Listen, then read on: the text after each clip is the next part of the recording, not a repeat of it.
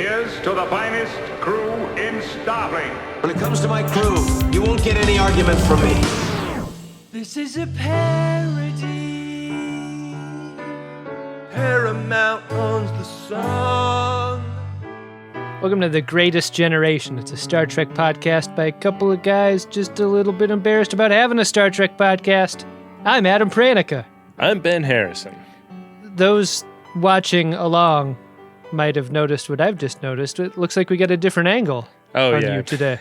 Moved my camera once again. About that. I keep moving it around. You're keeping the door behind you. That's good podcast feng shui, right? Like the door exactly behind your head. Mm-hmm. I'm doing the same thing, see? Door behind me. That way, if somebody walks in, they can easily catch you podcasting. Right. Or in my case, I can look at the camera feed and notice whether or not Ripley is having extremely bad diarrhea on her guest room bed. Oh, bud. What is it about dogs and diarrhea?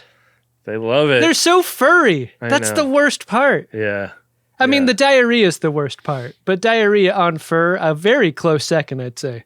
Yeah, it's like getting gum in your hair, you know? Stinky, stinky gum. You're just fresh back from a Europe trip after our London live show?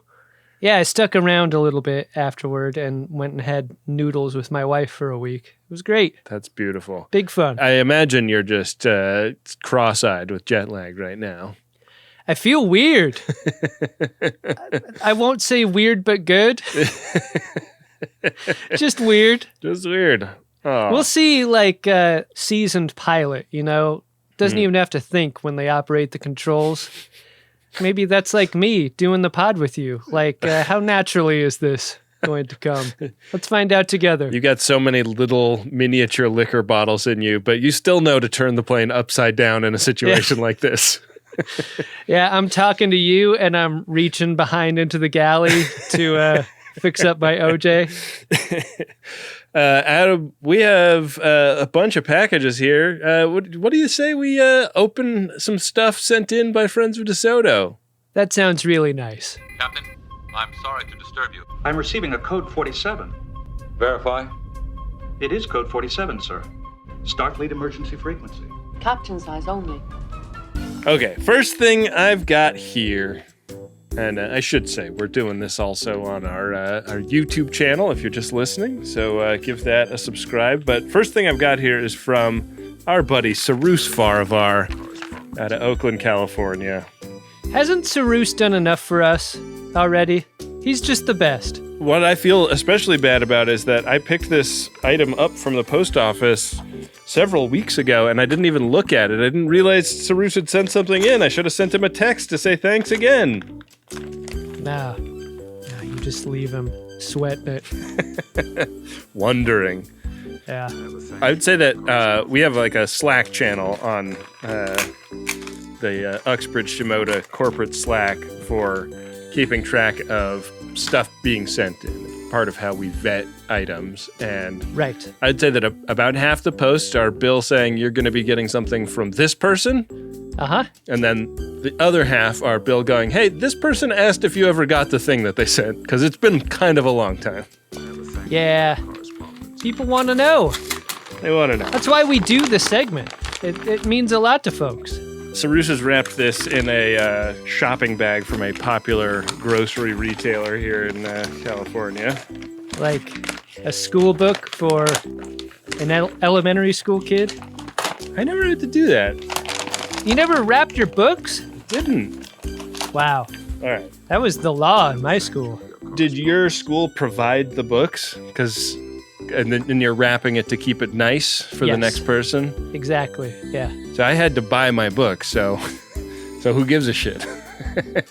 So like How I Play Tennis by Rod Laver would, like, you just own that book and then you'd have to sell it back to the right, yeah, to the school library. Yeah, school bookstore will buy it back for 1/10 of what you paid for it. What a racket that is. Yeah, incredible. I'm not seeing a note anywhere. But you're pretty sure it's from Sarus, yeah? It said Sarus on the outside, and I believe it. You don't think it's anyone impersonating Sarus? If they are, they've gone to the extent of putting Sarusa's real address in Oakland, which is in the same zip code that I grew up in. So It occurs to me that that's not what they call themselves anymore. It's tribute Sarusas is what they'd be. what Sarusa sent is some more treasures from Star Trek past. We have some ASCII art printed out on a dot matrix printer that I think is supposed to be Captain Picard. And maybe that's supposed to be... Is that Spock? Is that read as Spock to you? Boy, just imagine the nerd that waited for that printer cartridge to go back and forth. Oh, man. This is amazing. Somebody named Steve Quinn has forwarded these in some... I don't know if this is email, like a very early form of email, or... some sort of like internal comm system at like a university, but there's also a list of episode names and titles for Deep Space Nine. I guess this is the first season of Deep Space Nine, I'm guessing. It's got the date it aired, the star date, the show title, and a brief synopsis for first season episodes of DS9 on this dot matrix printout. Is Sarus just going dumpster diving at colleges who don't get the benefit of great funding? Like colleges that don't have the funding for laser printers, even? It does kind of seem that way, doesn't it? Yeah. We also have a 1994 Star Trek calendar, TOS calendar to be specific. Ben, you probably know this off the top of your head. When does the 1994 calendar come back to work again? Oh. As a modern calendar? Does that ever happen, or am I just making that up? My best friend growing up, still one of my best buds, Michael Hoffman's father is a mathematician, and I have a memory of going over to their house and like having dinner with their family one time when I was a kid. And idly wondering about that, like, do the dates like wind up lining up on the right months the right way again? Like, can you reuse calendars just with shifting the date forward?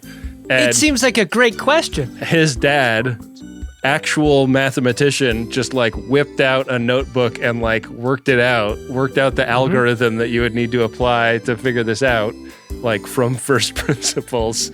And it was the most boring dinner conversation I've ever had, you know. Idly asking that question backfired in a big way that night. What a terrible middle you were at the time. So did you get the answer or not? Yeah, but I don't remember what it was. Oh, God. Great story. 31 years. I don't know. Okay.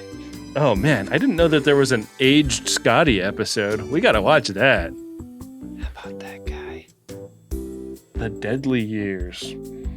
You know what you should do is you should hang this calendar up behind you, like under your little hat rack back there. Oh, sure.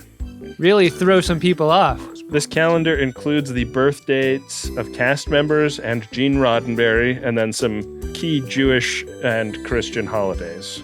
Oh, and like Independence Day and Labor Day, looks like. The bigs. Yeah.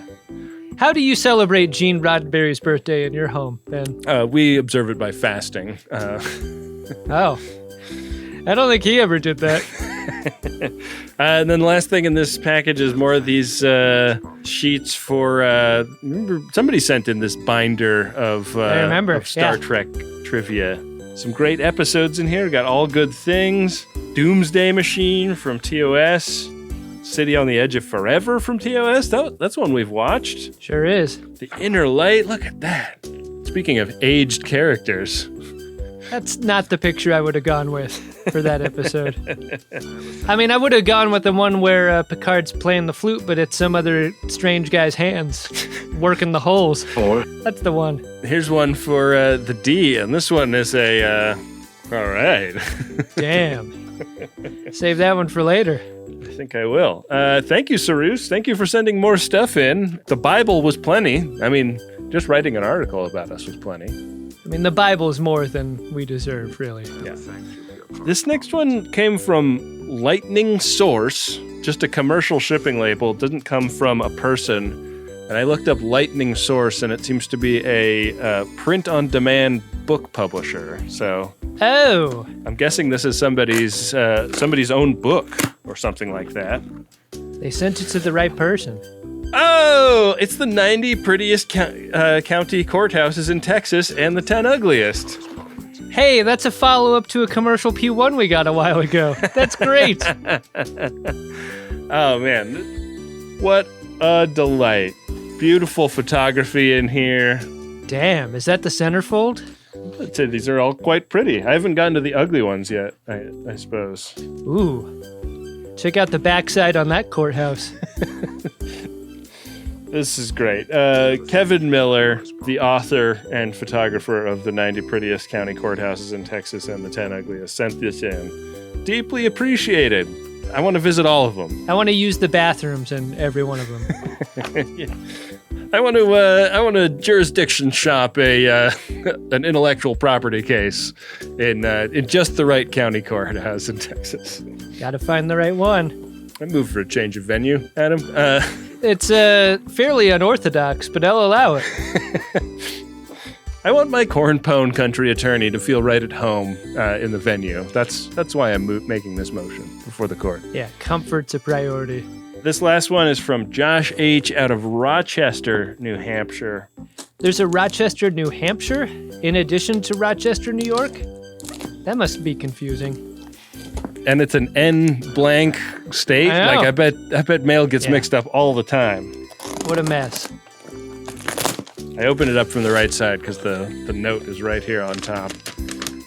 Dear Ben and Adam, or Adam and Ben, I can't decide. Long-time listener, first time sending a code 47. Please find enclosed some awesome Star Trek items my great aunt and uncle shared with me. Please share the items to the best of your ability so you can both enjoy everything here. The jacket belonged to my great uncle, and when I visited him this past spring, he gave me the jacket to pass on to another Trekker. She who is my prodigy is too big to fit into it, so she who is my wife and I thought Daron would be perfect to inherit the jacket.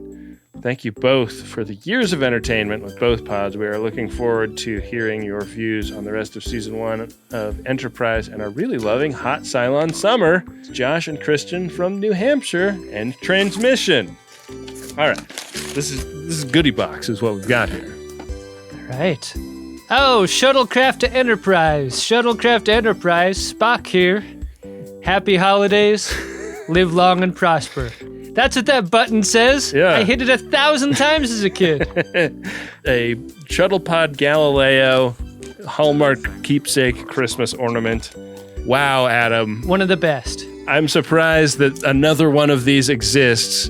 We have the marshmallow dispenser from Star Trek V with, seems like maybe working mechanism inside. I'll be there. A marshmallow. Look at that mechanism. Wow, I was looking around the studio for mine. I don't think it's on display in my studio museum. That's a shame. That's a damn shame, Adam. You know what happened to it, Ben? We took it out on tour. It famously broke. It really got fucked up, yeah. It was filled with marshmallow leavings. And I put it in my studio, and the ants got to it. Oh, no! Ants all over. And I think I put it outside for the ants to leave, and They just carried it away. They were like, this thing's worth like $60 on eBay, man. this is my house now. And now it's in a bush. Oh, man, another Hallmark keepsake ornament, Adam, this time of the Enterprise D. I'm going to come over and scoop up all those Christmas ornaments, man. Yeah, we are not a Christmas tree household, so these are yours for the taking. Some Star Trek magazines here. Oh, yeah. Perfect for the top of a toilet tank in any home. Imagine being the photographer that took that picture. Hold up that one again. You see that picture of the cast everywhere. Yeah. It's one of the best pictures. You know if you're the photographer, you got it with that. We recently had a little photo sesh with a friend of DeSoto who actually does those types of photos. And he did the analogous one for when they got them all back together for season 3 of Star Trek Picard, spoiler alert. And gave us each prints of that photo, and I coveted it. Amazing. To have a print of that photo, amazing. Yeah, shout out to Denny Den, friend of the show, Yeah. who's just extremely talented. Also would love to have a print of this one, the Picard and Riker with Gene on the bridge. That picture is on the cover of both of these magazines. Look at that. Yeah, uncredited. Yeah, who knows? Who knows who took that picture? Dr. Star Trek knows. He sure does. That guy knows everything. What have we here? Why, it's a commemorative plate with the Starship Enterprise D on it. I've never seen this particular commemorative plate before. It's not one of the, weird sort of Uncanny Valley paintings of the cast, Yeah. Where especially Troy and Beverly look super strange. Yeah, I mean, I don't think Data looks particularly great on those plates either. He doesn't. For the audio-only FODs, that plate was the size of a coaster or like a tea coaster or something. What are we talking about here? It's a porcelain mini plate with easel. I would guess, 3 inches in diameter. Mini plate? Yeah. That's the size all of them should be. That's, reliably at the Star Trek convention in Las Vegas, there's one table in the merch hall that is pretty focused on the commemorative plates, and it is amazing how many of those got made over the years. When I think about how hard it is to make money as a consumer packaged goods company, or just a company that we sell 1 or 2 t-shirts every day on podshop.biz. If we're lucky. If we're fucking lucky, right. A company made plates that you can't even eat off of Star Trek shit and made hundreds and hundreds and hundreds of variations on what that plate could be. And they still are collectible for some reason. The work of someone who toils within the Star Trek economy is great effort, but I think about the guy who schleps those plates from convention to convention. Oh. Of all the things to schlep, those plates. Having to put the little slip of foam rubber in between each plate as you load them back into the Rubbermaid tubs that you put in the back of your van to go to the next convention. All right, spool up the Sarah McLachlan style background music as I begin what I'm about to say here. FODs, you've gone to Star Trek conventions before and you've seen them. The person behind the banquet table, covered in the black duve, piled high with collectible plates. Plates like this need your help now more than ever. Don't just walk by these tables and chuckle to your friend about what a pain in the ass those have got to be to schlep from convention to convention. Buy a plate. Take it off of this person's hand. Make it less of a job for them. They need your help, now more than ever. FODs, at the next convention you go to, I'm asking you, I'm begging you, buy a terrible porcelain plate. Operators are standing by at 1-800-555-PLATE. If you can't make it to a Star Trek convention, I'm being told operators are standing by at 206-984-4FUN. If you just call that number, you can request whatever plate you want and leave your billing and shipping information after the beep. For the cost of just 5 or 6 cups of coffee a day for a year, you too can make sure a plate with Worf on it has a loving home. Have you not made a terrible purchase lately? The terriblest could happen to you today. You want to do an episode, Ben? Let me just show this one last item. Oh, there it is. Oh, that is child size. Sick ass Starship Enterprise Original Edition bomber jacket, schematic bomber jacket. And it's got cuffs. Look at those cuffs. Yeah, look at that. Oh, man. That is a too small for a Benjamin R. Harrison. Is it big enough for a Daron? I think Daron will grow into this. It's a size 14. I don't know what size 14 means, but Ben, you're gonna have a incredible decision to make. When Daron, finally old enough to dress himself for school, puts that thing on for the first time in the morning, are you going to jump on the social grenade that represents? It's a social grenade that could ruin his reputation forever were he to wear it to school. The amount of shame that I carry through the world with me that I could save him from. Spool up that Sarah McLachlan music one more time. No. We don't have Bid time. for the cost of a pair of scissors. You could destroy this thing before it has a chance to hurt your son. What do you think? Don't let it hurt anyone else. Something I'm going to have to give some consideration to. I think I have like at least a year or two before he fits into that. So all right, that's fair. A lot of time to think. Thank you, Josh and Kristen and Kevin Miller and Sarus Farfar for all of the great stuff you sent in today. Adam, what do you say we get into the episode we came to talk about? Can't wait, Ben. It's Star Trek Enterprise Season 1, Episode 23. Appropriately, Michael Jordan's 23. Because I think we've got one of the greatest guest stars here in this episode. It's called Fallen Hero.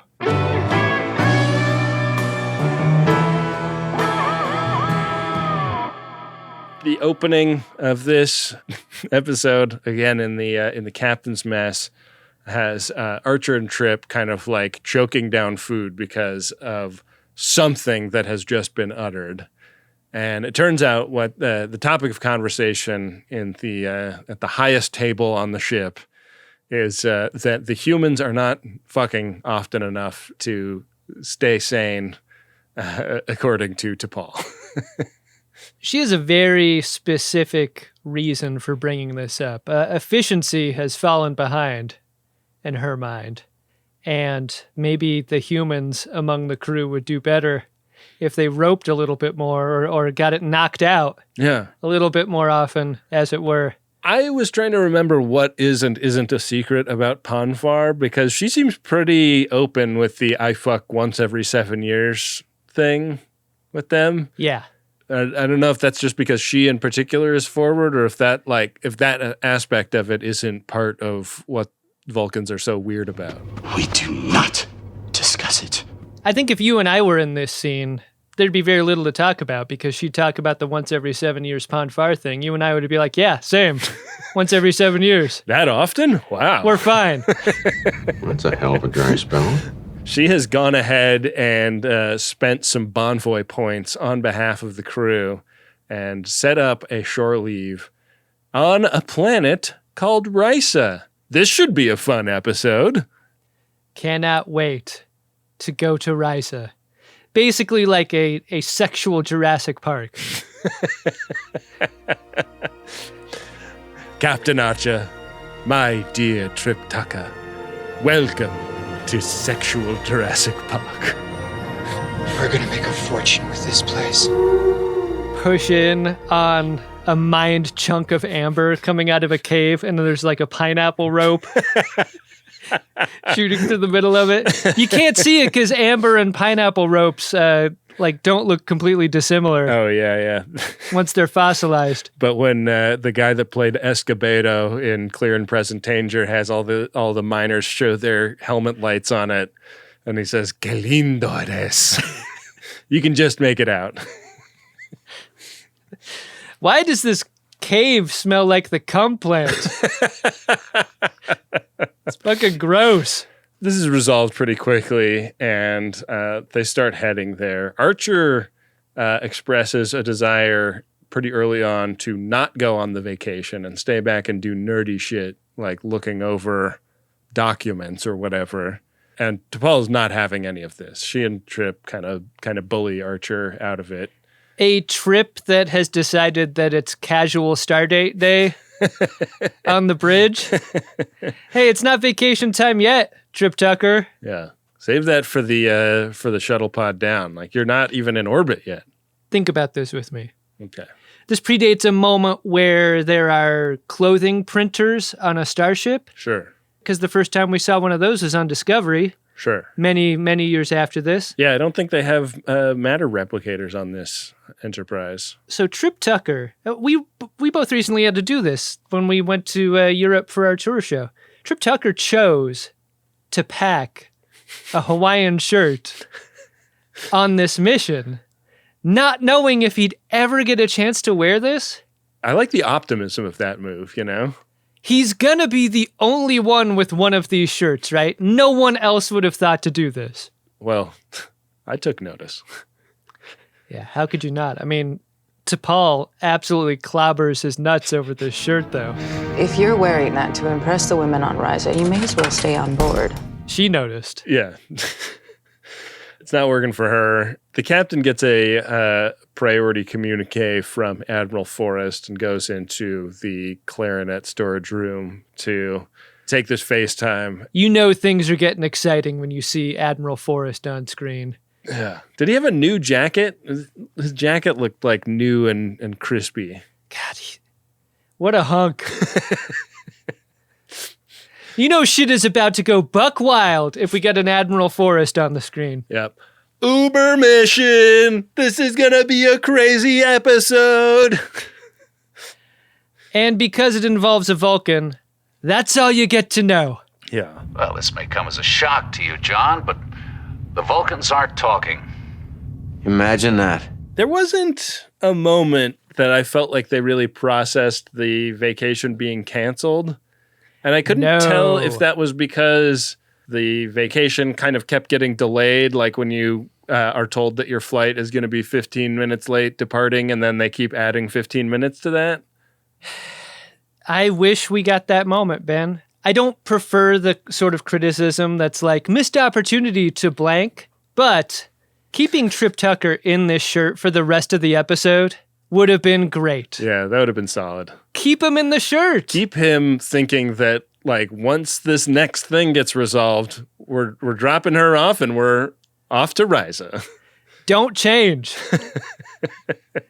So in Hoshi's cabin, we learn that that's where this person's going to be staying. Her name's Volar. Yeah. And T'Pol is the one to break this news. We skip over the news breaking part straight into the Hoshi getting her shit and getting the fuck out part. And with how hard Hoshi worked to even get this cabin, I expected her to put up a little more of a fight. Didn't you? Like, the stars are going the right way. She's going to have to go to a cabin with maybe even no stars at all, and that sucks. Yeah, where's she going to be? Like, down in the belly of the ship where there's no light? How could you not make them roommates either? Yeah, that would have been fun. Kind of a, Tilly and Michael Burnham situation, a little odd couple. I mean, they probably couldn't have Trip Tucker as the roommate because of the frequent pregnancy scares that occur when he's involved in a mission, right? You're never going to let that go, are you? Yeah, indeed. Anybody that's ever slept next to a pregnant person also knows they're just getting up multiple times a night to go pee. Can be a little bit disruptive, you know? I bet. So they're off their path toward Risa and on their way to the Mazarite homeworld where this ambassador is going to be. They arrive to pick up the ambassador and they're like, hey, so we heard we're picking up this ambassador. We'll get a shuttle down there pretty soon. Should be no problem. And the niceties are cut short. They're on FaceTime with some Mazarite official and he's like, nope, she's already on her way to you. She's being expelled for criminal conduct. We don't want anything to do with her.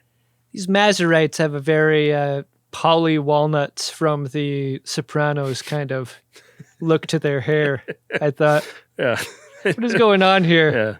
That's all we got to do to make an alien anymore? I tell you what, Tone. When I heard the term Mazarite, I kind of thought about my buddy Hazmazzaro and his karma barge. Wondering if these guys ever hang out there. You don't have to come down here. We'll bring her to you. So, yeah, we are meeting this ambassador very, very quickly. And this is the Volar, of course, played by the great Fionnuala Flanagan. Or did we find out that it was pronounced like Fanula or something? Oh, God. Somebody probably corrected us at some point. Oh, no. Oh, isn't that just the worst by us, too? To endure a correction and then forget the correction? Hey, Don, you forgot the correction. It's a nice pronunciation of an Irish name that you got there. Would be a shame if something happened to it. Did you get the sense that Valar drove herself up to the station, given what we learn about in what proximity to danger she is or whatever, and that at this point maybe they're trying to obscure the idea that she's being chased and this is kind of an escape, but no one wants to tell anyone anything about that at this moment in time? If she did drive herself, that sort of implies that she brought a cool craft that they could have mentioned, and they don't. Mentioned. Yeah. Anyways, she seems really neat. She like comes aboard shaking hands and being personable in a way that, you know, Starfleet officers who have only interacted with a certain type of Vulcan are not expecting. Old Lady Vulcan sticking out her hand to do a handshake is as surprising as like you or I doing a 4-step handshake greeting situation. Sure. You know, like, wow. All right. Cool. She is so fucking chill. So much chiller than they could have ever imagined she would be. What'd you make of this? Like, she holds her hand up almost at head height. Yeah. I mean, she's not that much shorter than Scott Bakula or whatever. I think it emphasizes how unusual the moment is, and it makes it really like more delightful that she does it like that.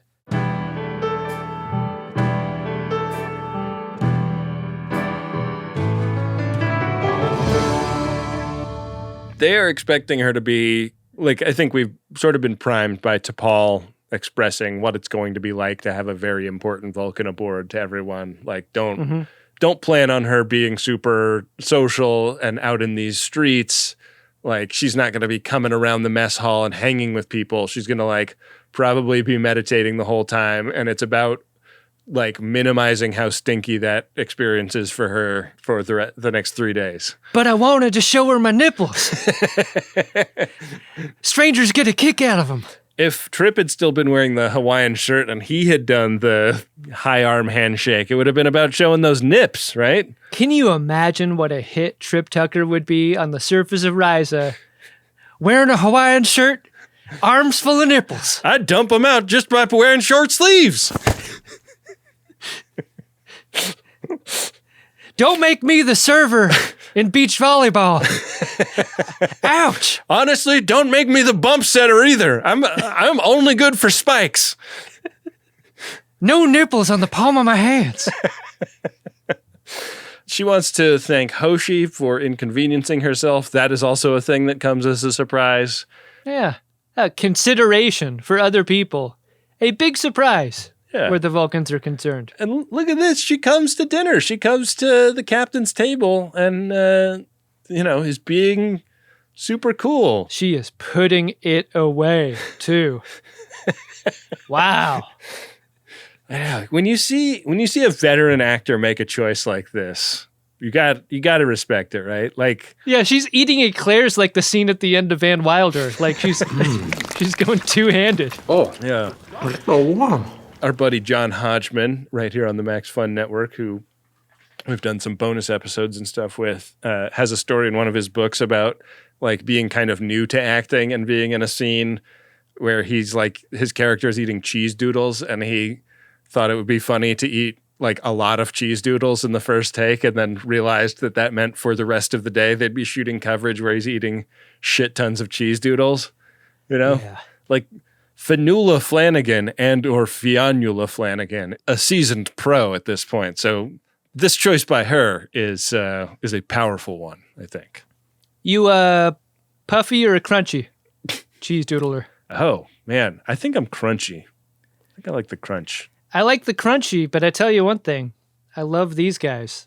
The Pops? Oh, yeah. The biggins. Yeah, those are good. Those are good. The Planters cheese balls. Yeah. Back when you used to be able to get them. I'm just trying to stay away from anything puffy these days. Good luck. It's funny you say that, Ben. I was able to buy 1,000 bottles of baby oil very inexpensively on the used market. It's not the obvious topping for a bucket of cheese balls, but yeah, it's actually pretty good. I mean, if you're speed eating them, it is. So when we learn that Valar is not just your standard run-of-the-mill diplomat, she's also got a record, things like abuse of her position and criminal misconduct. It seems like this is going to be less of an Uber mission and more like Con Air. Right? She just wants to bring a bunny back to the Vulcan High Command. Yeah, incredible, right? Yeah, so, and it's like, there's sort of a need to know thing. Like, they're like, what did you do? Like, did you piss off the Mazarites, or are you, like, getting away with something? And she won't tell them whether, like, she won't even admit whether she thinks she's guilty of these crimes or not. Vulcans are terrible middles. They don't keep the conversation ball in the air for shit. Yeah. Dinner ends in kind of a weird energy, and T'Pol takes the ambassador back to her quarters. The ambassador is kind of like, do you want to like do some Vulcans only hangs, being that we are the only two of our people here aboard? And T'Pol is not really open to or available for this type of experience. I think because the last time she had Vulcan on Vulcan hangs, she had Vulcan hands all over her face. So there's a trust issue. Like, yeah, in a very surprising and shocking way. Much in the way that the Mazarites have started to wonder if they can trust the Vulcans, T'Pol has as well. Indeed. She is, in fact, disappointed with one of her heroes. And she goes and talks to Archer about this in the hallway. And he's like, yeah, it seems like this is really bumming you out, this mission. And you weren't even going down to Risa to fuck. Like, the disappointment should be less for you, not more. It seems like Valar is such a rare case. This constellation of, like, her weird social behavior, and that she's got a rap sheet. Yeah. It's crazy. Yeah, and it's bumming T'Pol out. Yeah. T'Pol met Valar long ago. Is she more disappointed at the rap sheet, or that she wasn't remembered when they met when she was a school child? Yeah, unclear. Couple of ways, probably. Yeah. I mean, they both survived a diplomatic conference in Star Trek a long time ago, so it's like it should bond them, you know? Hard to do, yeah. But instead, it seemed to go unremarked on. So this is a like slight variation on Never Meet Your Heroes. It's never meet your heroes for a second time and have them kind of like not seem to really remember you. I was bracing myself for another heroic water polo story here, because this is the angle Archer tends to take in conversations like these. Uh-huh. You know, one time I met, like name of horse polo horse. He bit my hand when I tried to feed him an apple. It sucked. So this conversation's interrupted by a message calling Archer to the bridge, and on the bridge, we see they're being chased by another ship. And on FaceTime, there's a Manzanite there. Manzarite? Something like that. Manzanite sounds like a stone you put in a ring when you don't want to buy a diamond, you know? Like, Manzanite. Maybe she won't notice. No, I mean, she'll notice, all right. She'll notice when she tries to get it insured. Yeah. Manzanite. Don't ever get it insured. Yeah, they're like, hey, we kind of jumped the gun on giving up that perp, and the magistrate has a lot more questions for her. So if you could just hand her back over, we will take her back to our homeworld. And Archer kind of stalls. He's like, I'm not in a position to just give this person up. I've got to go ask Admiral Forrest. And you can tell that is like not a believable bluff, like just based on the other captain's reaction. We get several scenes between this captain and Archer having conversations about the situation, and I wish they were all a little more like this, because this Manzanite captain's bluffing a little bit. He's like, yeah, I'm just a freighter ship captain out here. Palace intrigue doesn't float my boat at all. I'm just out here pushing tin or whatever. Derp, derp, derp. And Archer does the same thing. Like, yeah, I'm just out here on a Warp 5 starship taking orders from extreme sexual icons, Admiral Forrest. You know, I'm just taking orders myself. Like, I wish there was more gamesmanship. This is the only game there is in the entire episode between them. More aw shucks. I'm just a lowly captain in this here Starfleet. Yeah. This turns into a shooting fight really quickly, and this other ship is jamming their broadcasts, and wouldn't you know it, the torpedoes that the entrepreneur has do not have any effect on the shields that this ship has. Why are they even shooting them anymore? Get rid of the weight and just like put that much less strain on your engines, right? You know what would really have an effect? Like venting all of their waste material out the back of Enterprise. Get this guy back on screen and he's like, oh, it's awful. While the humans have solved most of the social ills, they still have a terrible food waste problem in the 22nd century. It's pretty good for shit. Yuck. We also learned that we can't fire phasers at warp. So Reed is like still working on that, but they have to drop to impulse to successfully defend themselves. What would you say you do here, Reed? Given these two details. If I were Reed, I might just go to engineering and make myself busy there. Yeah. Like, not much to do shooting the weapons. Yeah. Don't gotta have whips. No. That is not the key. No. But he knocks out the other ship's propulsion, and while the ship is still shooting at them, it can't pursue. So they go back to warp, and Archer goes down and confronts the ambassador again. Faith of the fart, and you will never take the greatest gin alive. Ben would rather die. What? In Valar's quarters, I have no answers for you. Sounds a lot like the Vulcan version of a lie, right? Right, like I'm not going to tell you the truth, but I'm just not going to tell you anything. Yeah, I mean, this is familiar in a like Star Trek 6 context when a Vulcan character in that movie famously like sort of lied but kind of didn't. It was like that kind of semantic thing happening here. A lie? An error.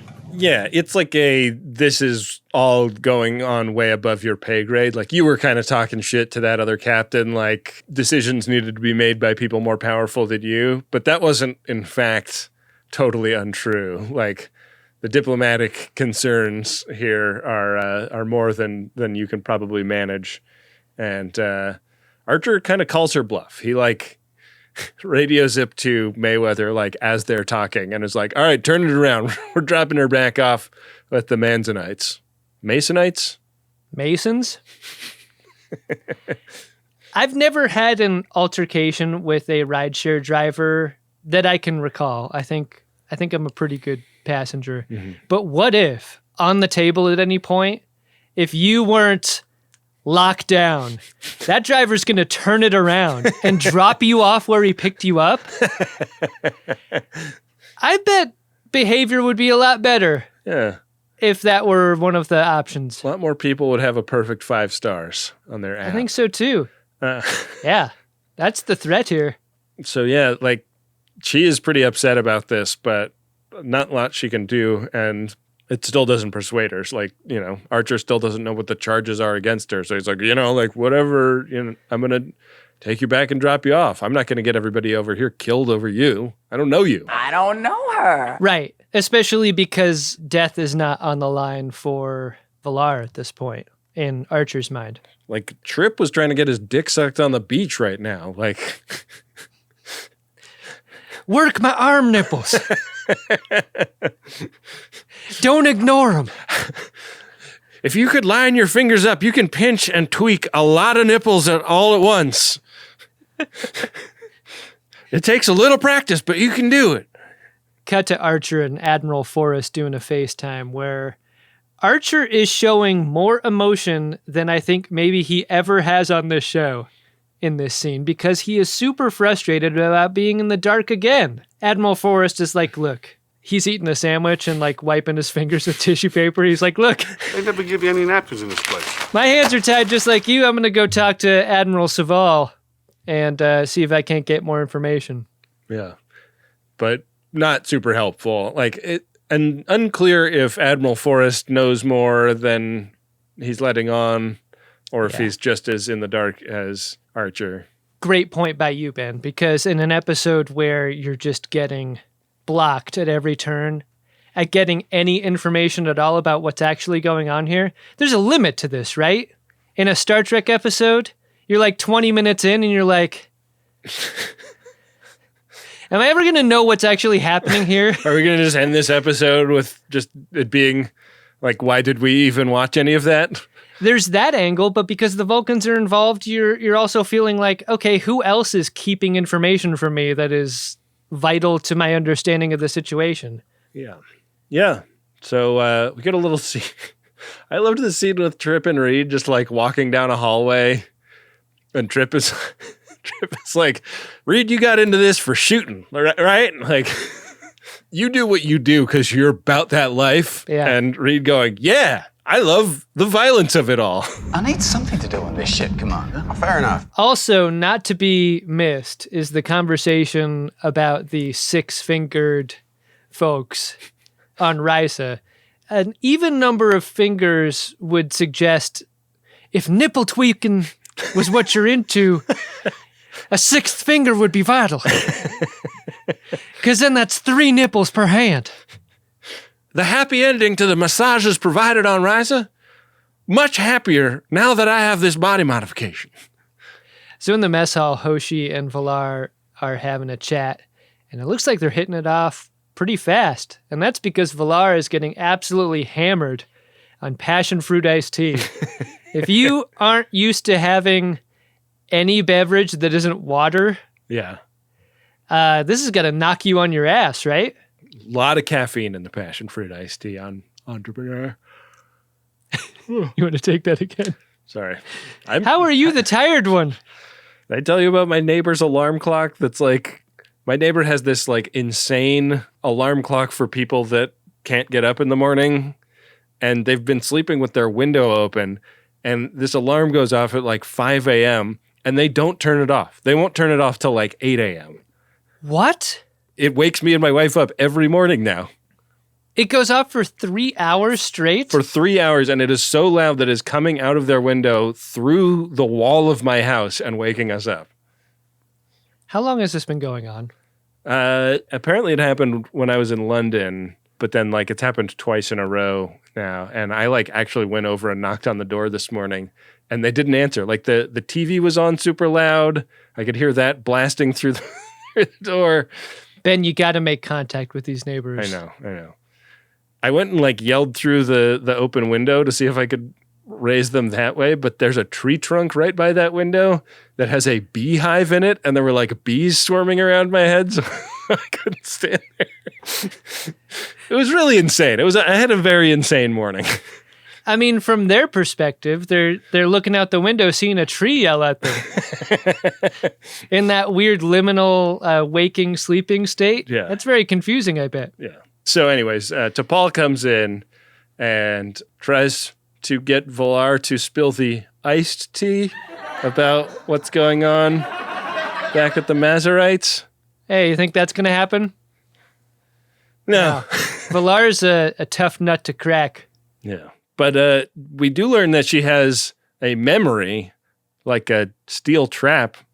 She does remember T'Pol from way back in the day. Yeah. She remembers the specific instance that T'Pol came up and asked her some question that was impudent, and, you know, the question of a young upstart who thinks they know everything about how the world works, but it caused her to reevaluate something. And was impudent part of the dialogue? Because I wrote down that exact word too. Oh, man, I think it might have been. Your questions about my negotiating tactics were quite presumptuous coming from one so young. I apologize if I acted inappropriately. That's too weird of a coincidence. What do you think of this sequence? Like, as soon as it's T'Pol v. Valar, it's soap opera style singles back and forth, and the camera's just pushing in on both of them. Yeah. It was intense. I liked it. This is a one and only episode director on this one. That's why I brought it up. Yeah. This guy... Patrick Norris, Yeah. Who looks like still directs TV from time to time. Yeah. What's a good Patrick Norris joke? Remember? Remember those? Oh, yeah. Like, when Patrick Norris calls action, the whole world begins their scene. Yeah. When he says print that one, they print the entire reel of film. What's underneath Patrick Norris's beard? I don't know what. A director's chair. Yeah. He doesn't not look like he could be related to Chuck Norris. It's weird, right? Yeah. Whoa, he directed Nash Bridges episodes. Pretty fun. Fun stuff. Hey, he directed Friday Night Lights episodes. Isn't that your favorite show? One of my favorite shows. Cool stuff. So the scene ends with Valar being willing to confide something important. And again, we don't get to stick around to hear it. Well, how long is this episode going to jerk us around? I don't know, man. We got to watch these commercials so these people can sell us these things.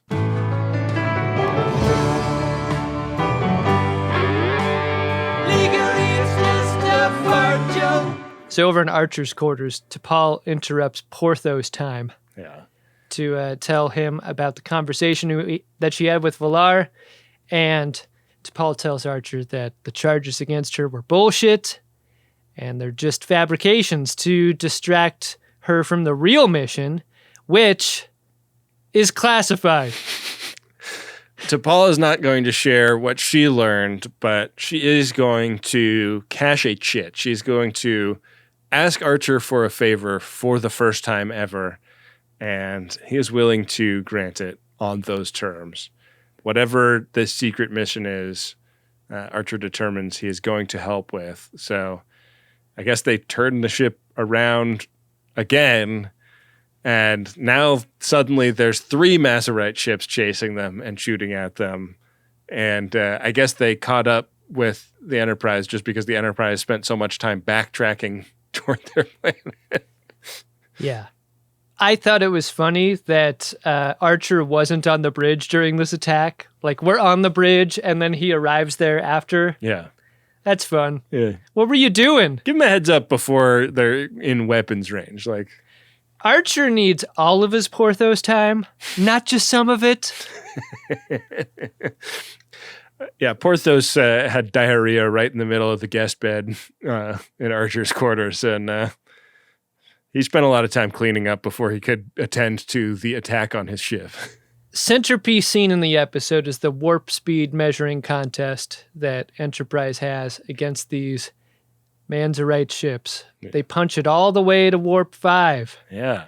We've been told that this is a warp 5 ship, but turns out that is an on-paper warp 5. Your mileage may vary. It's kind of like how the internet service provider told me that I was getting gigabit internet, but it never quite gets there, you know? There's a moment here where top speed isn't warp 5, though, and they're pushing it to the limit. And Valar's felt the bangers in Hoshi's quarters. Nothing falls off the wall in Hoshi's quarters when the bangers go off, though. So it's just the rumble that gets to her. Yeah. She gets to the bridge and she's like, hey, what's up? And once she sees in what kind of danger the ship is, this compels Valar to talk to Archer. And in his ready room, she once again tells him that he's on a need-to-know basis and she doesn't need to tell him anything. Like, in the very same scene, she finally comes out and says it. The Manzanites are criminals. And her job was to go undercover to root out their organized crime. Crimes that I can't describe to you in any way. She's like the Q of Manzanite society, right? Like there's like sickos in the deep state of the Manzanite government that the good people in the Manzanite government contracted with the Vulcans to have her investigate. But now the sickos are after her. I think so much depends on what exactly these crimes are for this episode to be interesting. Mm-hmm. And this moment wants you to believe that this is good enough, because I feel like Archer in this scene feels like I do. You kept this is the secret? These crimes are barely interesting enough for a Star Trek episode. That's why your character is here, to make them more interesting. have the Manzanites be the proprietors of a Comet ping pong or something. Like have it be horrific, but also like, the kind of accusation you can't just make without like really good evidence. Just like boring ass corruption doesn't feel like it would warrant all of this, right? Ben, what if it were salacious? Ooh. You know what I'm saying? Yeah. Make it dirty. Right. Like, why did she come aboard with an evidence locker with 1,000 tubes of baby oil in it? Who needs that much baby oil? The way Valar is weird should be associated with these crimes somehow, right? Right. But it's just that she's weird. Just that she's weird and she like knows too much, and like the bad guys in the Mazarite government want to take her out before she can like j'accuse them. So there's all this brinksmanship surrounding getting it up to warp 5, and then, I thought that they did like a pretty good job with building the tension in the scene, but when the campfire breaks out in engineering, I was like, no, that can't be what the warp 5 engine looks like when you push it past its like spec limit. Like, it can't just be like it's barrels and mesh. And we're like pushing sometimes smoke out of that mesh and sometimes just a little bit of flame crackle, little flickers of flame. Like, no, it's got to be explosive. It's got to be sparks. This is Star Trek. Give me explosions of sparks. Give me girders. Yeah, no girders. Yeah. So they're trying to close the distance between the Entrepreneur and this Vulcan ship that they're going to meet up with. And there are 8 minutes left, best case scenario, if the Vulcans even received the message that they like tried to send through the scattering field. But then they get hit and they drop to impulse. And now it's 10 minutes before they'll meet up with the Vulcans, best case scenario, because they're not at warp anymore, which means the pressure is on Archer to have a conversation with the captain of another ship that lasts as long as 10 minutes. A man who has never had a conversation with any captain of any ship for longer than 10 seconds. And this is who you're asking to stretch the taffy? Yeah. These scenes are pretty fun to me, though. Yeah. So Valar gets sent to 6 Bay. 6 Bay? I'll explain later. They're told to like prepare to be boarded, and they go receive the boarding party. But the boarding party is not like guys with guns like hustling into the ship and locking it down. Which I was like, why wouldn't it be? Wouldn't it be like rifles and like SWAT gear kind of energy? Just because you've disabled a ship doesn't mean you've disabled the people inside. Yeah. You're exactly right about this. They sent 3 people. Enterprise is full of crew people and phasers. Just stun those 3 people and be like, what? You're hailing again? No, your captain's over here. He's doing stuff. Yeah. No, he's too busy to talk to you right now. You can buy 10 minutes easy doing that. The charade is putting Valar in 6 Bay in a dermal regeneration chamber. Yeah. And so the boarding party goes to 6 Bay. They talk to Dr. Phlox. Dr. Phlox defends his patient and goes, we can't yank her out of there. She's getting new skin. New skin because she was fucked up during your attack on our ship. Yeah, you blew up our shuttle bay and the deck that she was on. This is all your fault. You want her back? You blew her up. You blew her up. So they shoot the MRI machine over Phlox's complaints, and then the Vulcans show up. And what do you think of these henches? I love the henches doing the dirty work here. Yeah, good henches, pretty good henches. Yeah. The Vulcan ship is enormous compared to the rest of them, and it starts licking shots and disabling all the Mazarite ships. I love a long ship, don't you? Yeah. Check out this long king. I love the way that Vulcan captain kind of flexes some muscle, like that unspoken yes-anding going on between him and Archer. Like, you look like you need some help, Archer. I think he has especially vertical eyebrows, too, for a Vulcan. Yeah. Uncommonly vertical.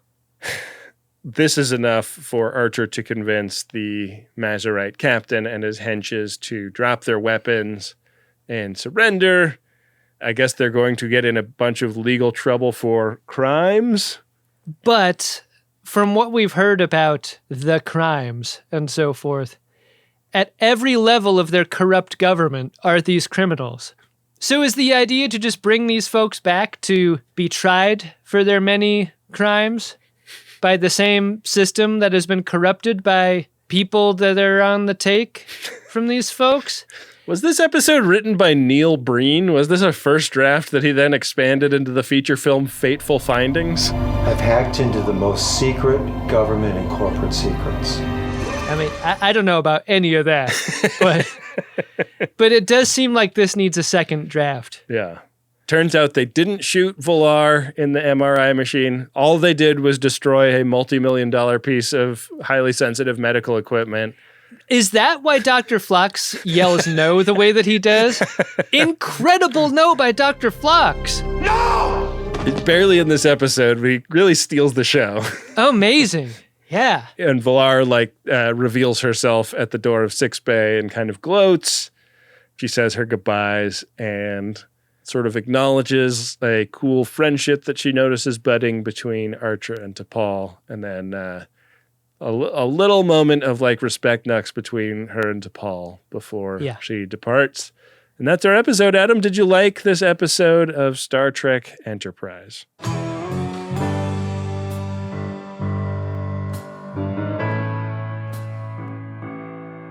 I kind of want to double down on my observation just then. This is a fine idea for an episode, but it just needs more polish. Make the crimes more criminal. Make Valar even more interesting. She was so close to being all the way there as a character. Yeah. And I think it's a really important moment when Valar calls T'Pol and Archer friends or whatever. But my mind goes back to that scene where T'Pol asks Archer for the favor. Please and thank you. And he gives the smallest nod. Did you notice the take is we just did it. I'm not sure if our cameras could pick it up. No, the resolution is not quite there.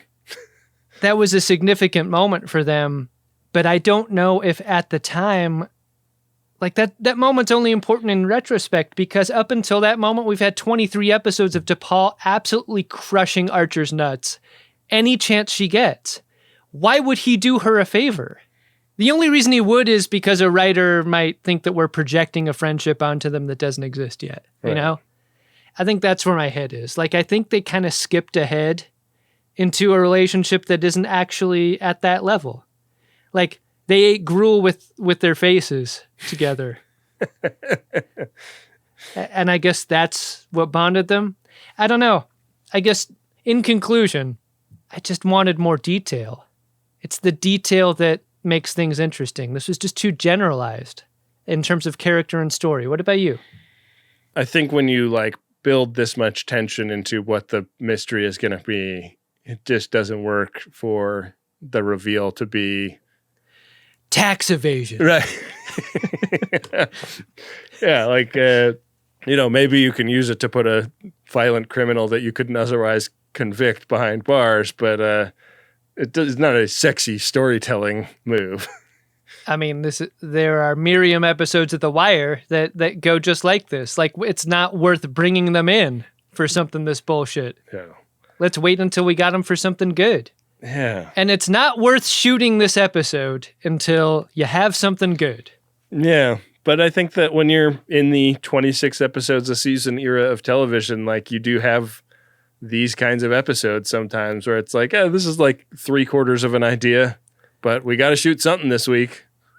Sometimes buttered noodles are the meal. Sometimes it's a full-on feast. Sometimes it's popcorn for dinner. Yeah. That's all you got. Yeah. Sometimes they gets the job done. Mm-hmm. Well, do you want to see if there's something in the P1 inbox that gets the job done today, Adam? Popcorn for P1s. Priority 1 message from Starfleet coming in on secured channel. Need a supplemental income. Supplemental income? Supplemental. Supplemental. Yeah, it's extra. The interest alone could be enough to buy this ship. Ben, we got a Priority 1 message here of a promotional nature. Okay. Here's that message. Do you watch Star Trek 6 and think, sure, The Federation president looks awesome with his cool-ass streams of white facial hair, but how did he get elected? What is his political party? Will he get a second term? In each episode of The Fake Presidents Podcast, 2 political consultants turned TV producers look at fictional presidents from pop culture to see just how much fiction there really is. Wow.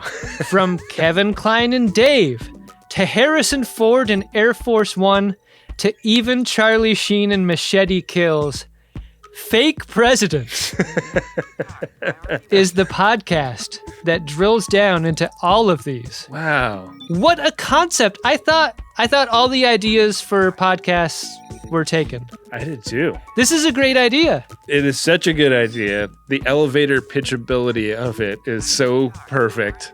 Yeah. God, I'm jealous of this idea. And it seems like there are so many fake presidents. I mean, just within the work of Morgan Freeman alone.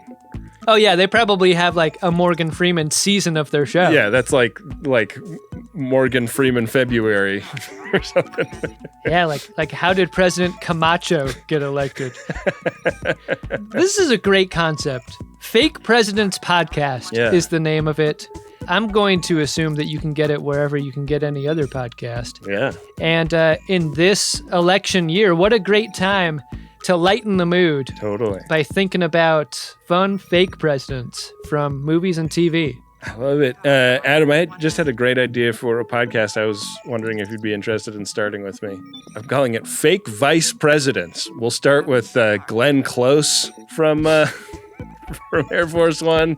I like it. They try to do 25th Amendment and make her president because they think Harrison Ford is compromised. Her character need in the movie is not amassing any more power around herself. We could talk about Christian Bale as Dick Cheney in Vice.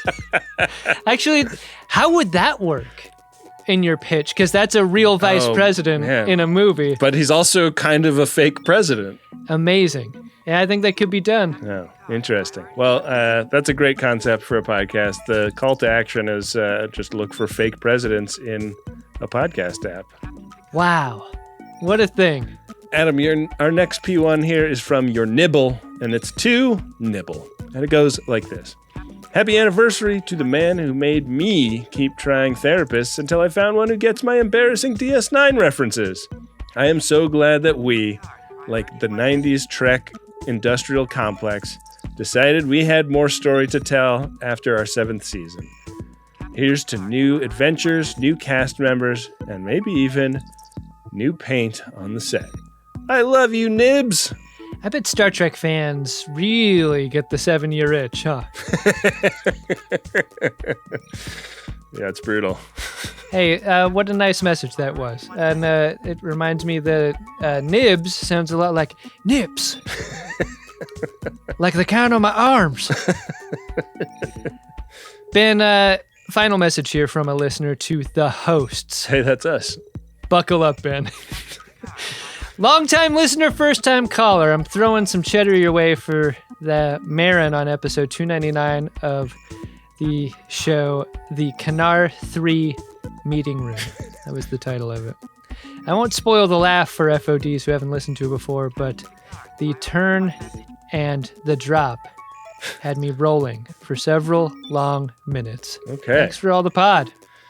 I don't remember what we talked about on that episode. That was hundreds of episodes ago. Yeah, it's been a while. But thank you, a listener, for that very kind message.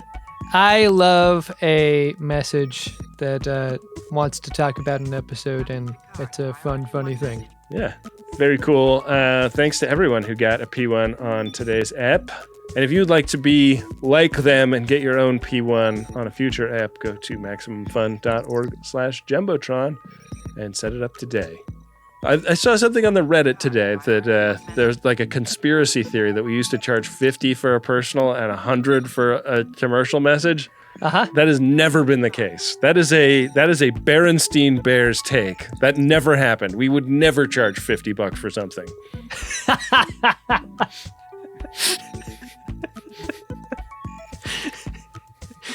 Never, ever. Now, have we increased prices at all in any way across the entire network over the 8 or 9 years we've been doing the show? No. We've never kept up with inflation on what like the entry-level Maximum Fun membership is. We haven't kept up with inflation on what P1s cost. We haven't really kept up with inflation on what ads cost. In fact, that's kind of gone the other direction. None of these choices are up to us to make, but you can make the choice of getting a priority one message for the low cost of $100 or $200 by going to MaximumFun.org/Jumbotron. Do it right now. Hey, Ben. What's that, Adam? Did you find yourself a drunk Shimoda this episode? Incredible. Drunk Shimoda. Gotta give it to Fionula, or similar. Ankylosaur. She's great. She's definitely having a lot of fun in this episode. I always love seeing her and stuff. Also, she's still working. She has 3 credits on her IMDb in 2024. Fuck yeah. She's in these streets. She is, much like Malcolm Reed, about that life. Fucking Fionula Flanagan. Doing it. Yeah. She rules. I think I'm going to make mine the Vulcan captain. His eyebrows were conspicuous. I just couldn't take my eyes off of him. It makes me wonder if there's like a social hierarchy of... Like, is there a beauty standard there to the angle of the eyebrows? I'd like to know more. Or it's like, rich people have tall beds we've talked about. Do rich Vulcans have tall eyebrows? I mean, on our true crime podcast, Tall Beds, you and I will uncover the truth of whether or not wealthy people have extremely tall beds for some reason, like we suspect. We think it's the case. If we ever meet any extremely wealthy people, we'll let you know. Yeah. Face of the fart. Well, it's time to meet what our next episode's going to be, Ben. That's a great point, Adam. I'm going to pull that up while you head to gach.biz/game and fire up the Game of Buttholes. The Will of the Riker, Quantum Leap. The next episode of Enterprise is Season 1, Episode 24, Desert Crossing. When Archer and Trip are invited to a desert-like planet by an alien leader, they discover he is a terrorist who has lured them there under false pretenses. A desert-like planet. What's the roundest desert? Is that Baked Alaska? I was going to say Baked Alaska, yeah. I mean, but that's a hemisphere. You know, you and I are really finishing each other's... Baked Alaskas. In this episode, yeah. Clancy Brown in this episode. Oh, what a treat. This is obviously a prison episode. Yeah, I don't know. Where he's playing a hardened guard. Yeah, maybe. I mean, I'm looking at a thumbnail from the app, and Trip Tucker and Captain Archer are both pitting out in their desert camo Starfleet uniforms. So a bucket of ice cold beer might be just what these guys need. I'm pitting out myself in my very hot studio, Ben. Oh, shit. Let's find out if we will experience this episode in any way that makes us sweat. Okay. You're required to learn as you play. Roll. Ben, I've got the enormous virtual 100-sided die in my hand. It barely fits. I'm going to give it a roll. I think it's like a pomelo. Oh, Ben, I've rolled an 18.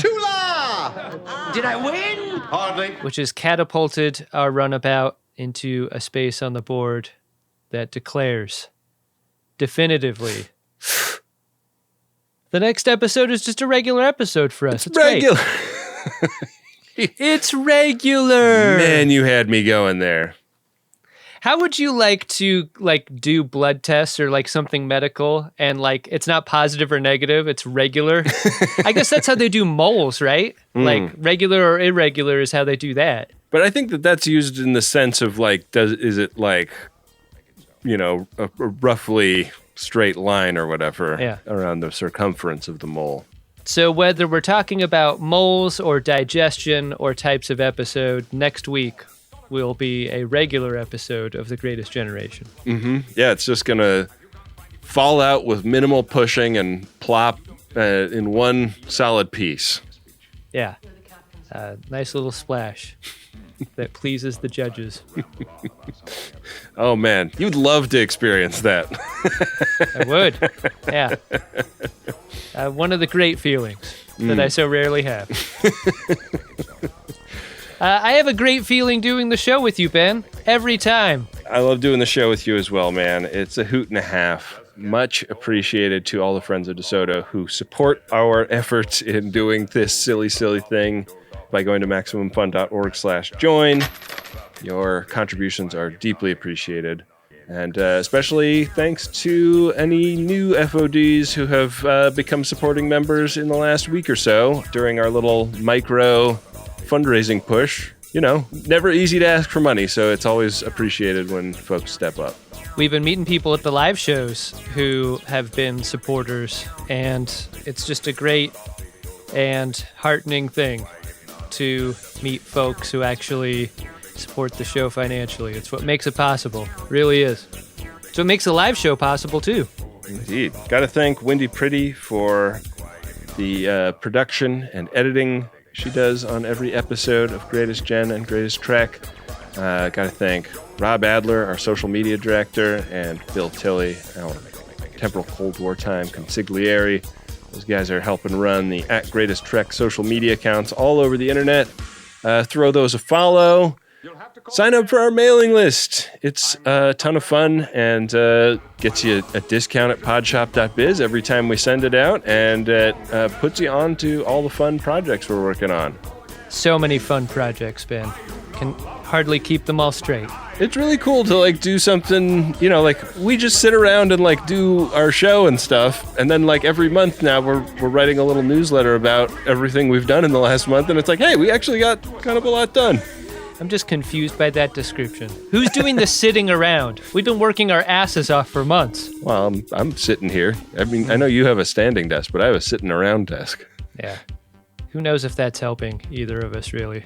I don't know. They say it's worse than smoking, but... Smoking a desk?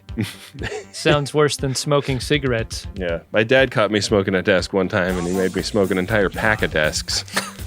Learned my lesson that day, brother. That was a weird day at the local IKEA. Hey, go check out drunkshabota.com and the Greatest Gen wiki on Wikia. What else? The Facebook groups. There are many of them. Whatever you're interested in, whatever there's ever been a hobby magazine created about, so too is there a faction of Friends of DeSoto who've made a group that has gathered around that specific interest. So find a Friend of DeSoto group that you vibe with. And if you don't vibe with that group, find another, because there are Miriam groups out there waiting for you. And with that, we will be back at you next week with another great episode of Star Trek Enterprise and an episode of the Greatest Generation Enterprise where Adam and I are totally pitted out while recording. I'm going to hit the certain dry now. See if I can't get a little help. Strong enough for a man, but designed for a Star Trek podcaster. Make it so.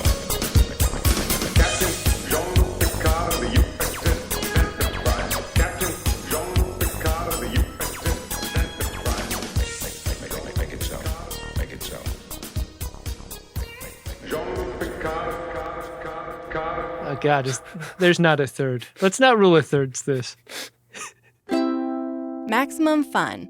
A worker-owned network of artist-owned shows. Supported directly by you.